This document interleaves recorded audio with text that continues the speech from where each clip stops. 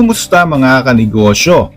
Minsan pumasok na ba sa isip mo kung bakit parang laging kulang ang pera kahit maayos naman ang trabaho mo sa abroad? Kahit regular ka namang sumasahod, bakit bago pa lang dadating yung sahod mo, nakwenta mo na at parang ubos na agad?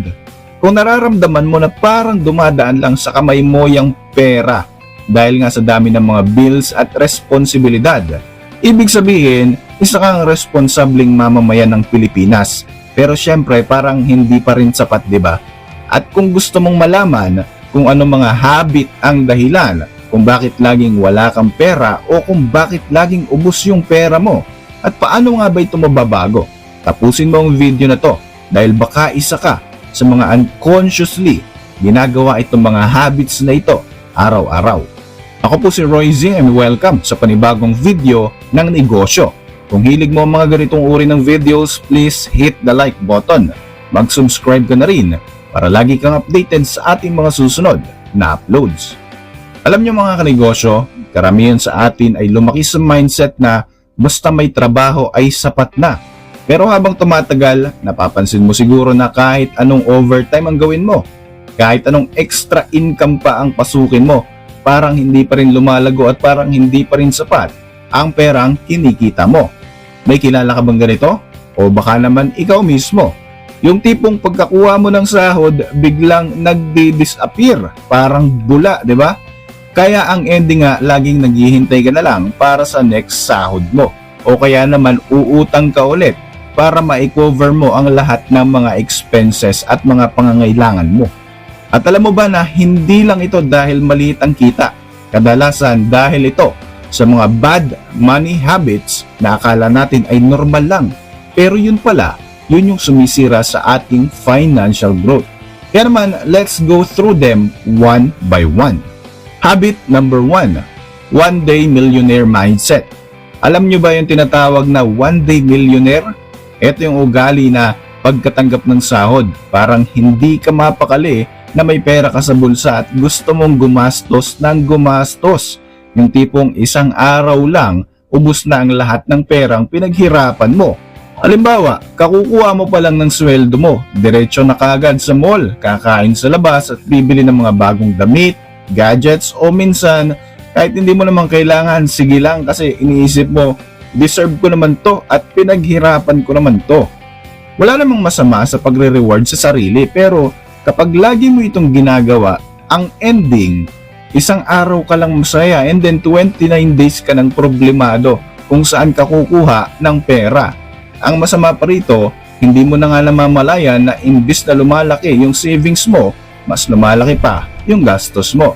Kaya naman kahit gaano kalaki ang sahod, laging bitin at laging kapos. Kung gusto mong makawala sa cycle na ito, kailangan mong matutong magplano. Reward yourself paminsan-minsan pero huwag araw-araw.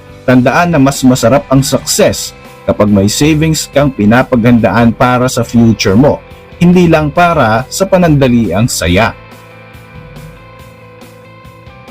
Habit number 2, walang budget plan. Alam mo yung pakiramdam na kahit may sahod ka naman, parang hindi mo alam kung saan napupunta yung pera mo. Yan ang resulta kapag walang budget plan. Maraming Pilipino ang basta na lang gumagastos. Kung anong maisip na bilhin, go lang agad. Hindi sinusulat, hindi binibilang at walang plano kung magkano ba dapat ang para sa bills, sa pagkain, sa savings at sa luho. Ang ending, bago pa lang dumating yung susunod mo na sweldo, parang ubos na agad. Tapos magtataka ka na lang saan nga ba napupunta yung pera mo. Kaya naman very important na magkaroon ka kahit simpleng budgeting lamang. Kahit notebook lang or sa app dyan sa phone mo, hatiin mo yung sahod mo, ito yung panggastos, ito yung budget mo para sa pangbayad ng mga bills, ito naman sa savings. Kapag may plano ka, mas nakikita mo kung saan ba dapat napupunta ang pera. Remember, kung walang plano, guaranteed yan, mauubos lahat ng pinaghirapan mo. Pero kung may budget plan ka, kahit maliit lang ang kinikita mo, may control ka dun sa cash flow o sa paggalaw ng pera mo. Habit number 3, living beyond your means. Eto kabayan, alam mo ba yung kasabihan na huwag mong gastusin ang pera na wala ka pa? Yan ang tinatawag na living beyond your means. Ibig sabihin, yung lifestyle mo mas mataas kaysa sa kaya ng sahod mo. Halimbawa, 30,000 ang sahod mo pero naghuhulog ka ng iPhone ng 10,000 or more every month. Maliit lang ang budget mo pero lagi ka rin kumakain sa labas or nagsha-shopping, maaaring ginagastos mo sa kasiyahan or sa mga bisyo. Sa una, masarap isipin at talaga namang masarap sa pakiramdam kasi nga nakakasabay ka. Pero ang totoo, after mong ma-realize na wala ka ng pera, stress ka na niyan and possible solution mo, syempre mangungutang ka. Kasi nga, imbis na mag-prioritize ka ng bills, savings and basic needs, nauuna lagi yung luho na hindi pa naman talaga kaya. Hindi naman masamang mangarap ng maganda pero dapat step by step. Huwag pilitin ang isang lifestyle na hindi pa swak sa income mo. Tandaan na mas magaan ang buhay kapag nakatira ka below your means. Ibig sabihin, mas mababa ang gastos kaysa sa kinikita mo.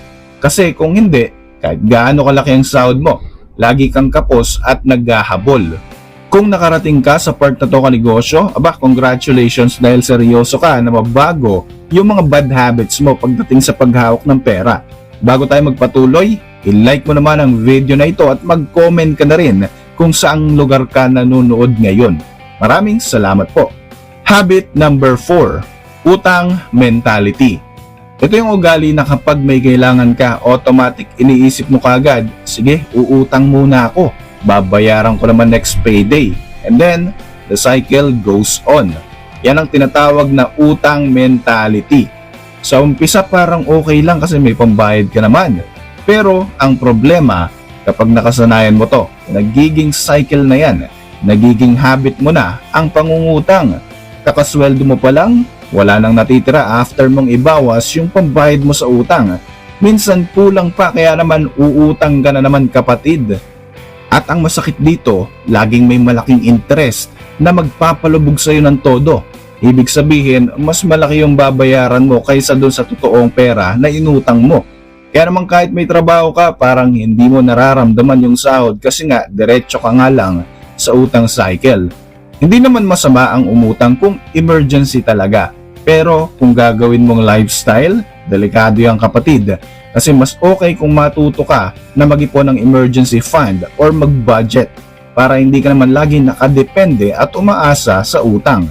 Tandaan na ang utang pwedeng makatulong pero ang utang mentality, siguradong papalubugin ka niyan. Habit number 5, laging treat yourself. Sino rito yung lagi na nagsasabi na deserve ko to? Yan yung tinatawag na treat yourself habit. Okay lang naman paminsan-minsan mag-reward sa sarili. After all, pinaghirapan mo naman talaga yung pera, kaya dapat i-enjoy mo rin. Pero ang problema, kapag kada sahod ay automatic na treat ng treat ka sa sarili mo sa mga mall or kakain sa labas, mag-shopping or magta-travel, nagiging lifestyle na ito at hindi na siya reward. Ang ending, imbes na lumaki yung savings mo, ang lumalaki ay yung gastos mo.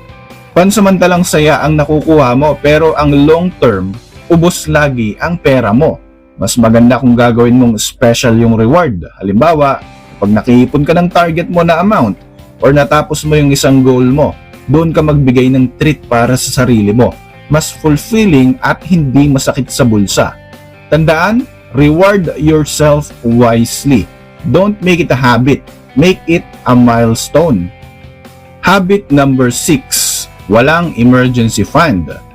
Alam mo ba kung bakit maraming tao ang laging nababaon sa utang kapag may bigla ang gastos? Simple lang ang sagot. Kasi wala silang emergency fund. Isipin mo to, biglang nagkasakit ka or nasiraan ka ng sasakyan o may kailangan kang bayaran kaagad. Kung wala kang naitabing pera, automatic, utang kaagad ang solusyon mo. Minsan pa 5-6 o baka naman credit card na may malaking interest. Kung meron kang kahit maliit na emergency savings, hindi ka basta-basta natataranta. May paghuhugutan ka kasi ng pera, kaya hindi nadadagdagan ang problema mo ng utang. Hindi naman kailangan na malaki kaagad ang emergency fund. Kahit magsimula ka lang sa 50 pesos or 100 pesos kada araw, basta consistent, lalaki rin yan over time. Ang goal mo ay magkaroon ng at least 3 to 6 months worth ng monthly expenses mo.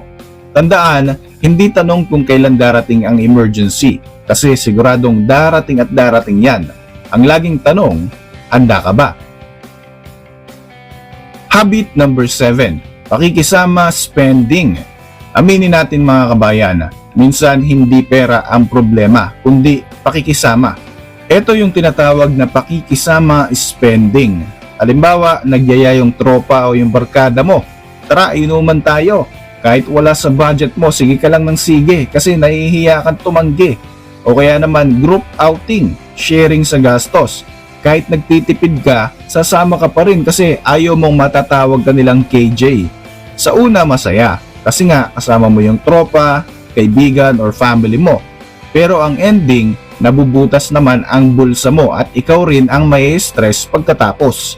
Walang masama sa pakikisama. Pero ang dapat, marunong kang magsabi ng next time na lang.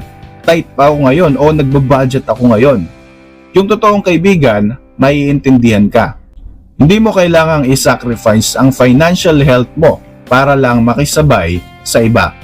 Mas okay na konti lang yung lakad pero may savings kaysa naman lagi kang present pero lagi ka namang walang pera. Habit number 8, instant gratification. Simple lang ang ibig sabihin nito kapatid, gusto mong i-satisfy agad-agad yung kagustuhan mo. Halimbawa, may nakita kang bagong cellphone o baka naman yung pangarap mong sapatos, naka-sale sa online. Kahit hindi pa kaya ng budget mo, bibilhin mo na ito kaagad hanggang sa uutang ka na or kukunin mo ng hulugan or pwedeng gagamit ka ng credit card. Ang mindset mo kasi, bakit ako maghihintay kung pwede namang makuha ko na ito ngayon? Oo, masaya sa simula kasi nga nakuha mo na yung gusto mo. Pero the problem is, bukas or sa susunod na buwan, siguradong ramdam mo yung bigat ng bayarin. Ang masakit nito, short-term happiness pero ang kapalit naman ay long-term stress. Kung matututo kang maghintay at mag-ipon bago bumili ng mga wants, mas masarap ito sa pakiramdam kasi nga walang guilt at walang utang na magpapahirap sa'yo sa mga susunod na buwan. Tandaan mo na ang instant happiness, napakabilis mawala, pero ang financial freedom, pang matagalan yan. So, kung isa o dalawa rito yung habit mo, normal lang siguro yan, pero kung halos lahat, aba, eto na yung wake up call mo kapatid, dahil hindi mo man napapansin, ito yung dahilan kung bakit lagi kang walang pera. Pero relax ka lang, dahil hindi naman ito para pagalitan ka, kundi para tulungan kang makita kung saan ka nagkakamali. At ang good news, may mga simpleng habit na pwede mong simulan para baguhin ang cycle na ito. Kung gusto mong malaman ang mga good money habits na makakatulong sa'yo para laging may laman yung wallet mo, may savings ka, siguraduhin mong panoorin ang susunod na video natin. Bago natin tapusin ang video na ito, sagutin mo muna sa comment alin nga ba sa mga habit na ito ang pinaka nakarelate ka. Kung gusto mong matutunan yung mga tamang habit para makaipon ka kahit maliit lang yung sahod mo, i-like mo itong video natin, mag-subscribe ka na rin and i-turn on mo yung notification bell. Dahil dito sa channel na to, tutulungan ka naming maging mas matalino sa pera at mabago ang mindset mo para sa mas magandang future para sa iyo. Kaya naman kanegosyo, laging tatandaan, always claim your way to success.